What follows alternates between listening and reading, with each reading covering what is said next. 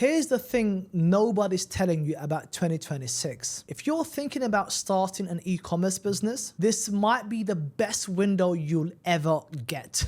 Now, I don't mean to be dramatic or hyperbolic, no, I'm telling you. And if you've already built something and if you've got a brand doing 6, 7, 8 figures every single year, then 2026 might be your moment to cash out at the highest multiple you'll see in years. And I'm gonna break down exactly why for both sides. It might sound a bit contradictory, but just stay with me. Look, I've built and exited multiple e-commerce brands. I've been in rooms where businesses are bought and sold. And what I'm seeing right now in the market, it's different. There's a window opening in 2026 that benefits both the person who hasn't started yet and the person who's ready to walk away with a life-changing check. Let me show you what I mean. First, for those of you who haven't started yet or you're in the early stages, listen carefully.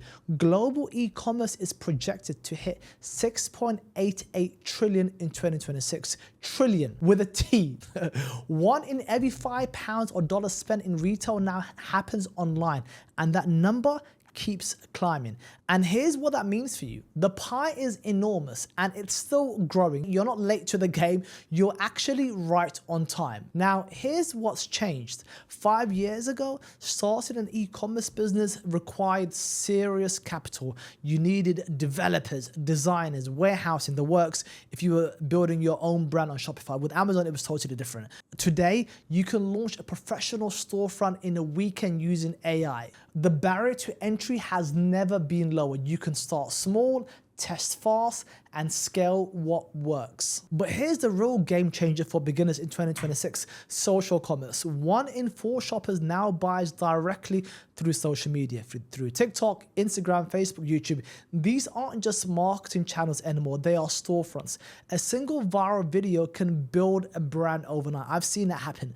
And someone with no audience, no track record, they post the right piece of content and suddenly they're doing £50,000 months. That wasn't possible 5, 10 years ago. It is now. And don't let anyone tell you it's too saturated.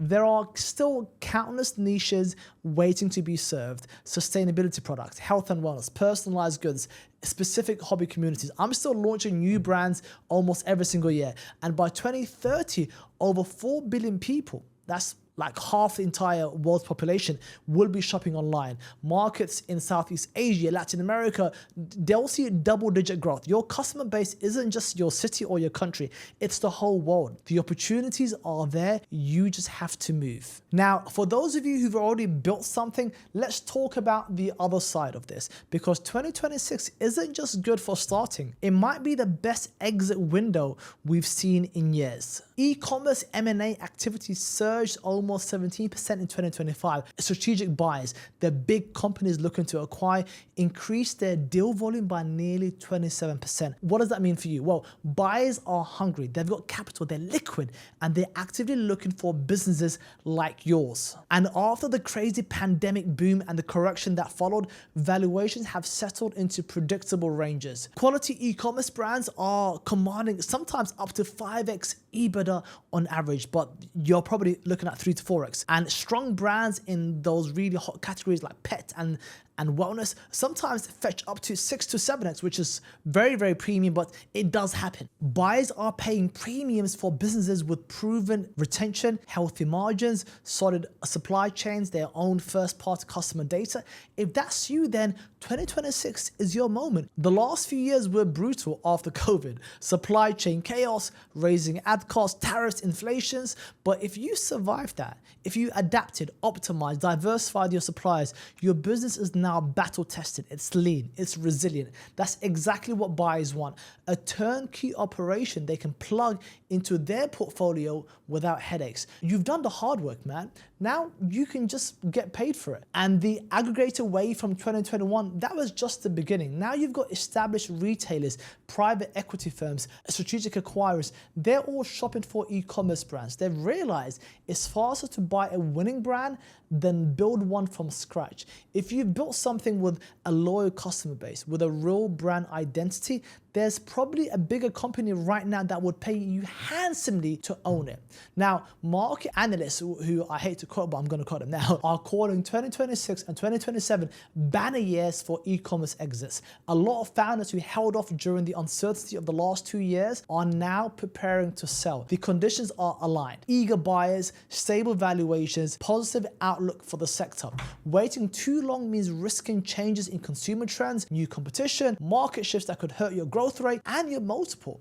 Timing matters, and the timing in 2026 looks exceptional. So here's where we land. If you've been waiting for the right time to start an e-commerce business, 2026 is it. The market's massive, the barriers are low, social commerce is opening doors that didn't exist before. And if you've already built something successful, you might be sitting on a life-changing exit. The buyers are there, the multiples are strong, your business is probably battle-hardened and more valuable than you realize.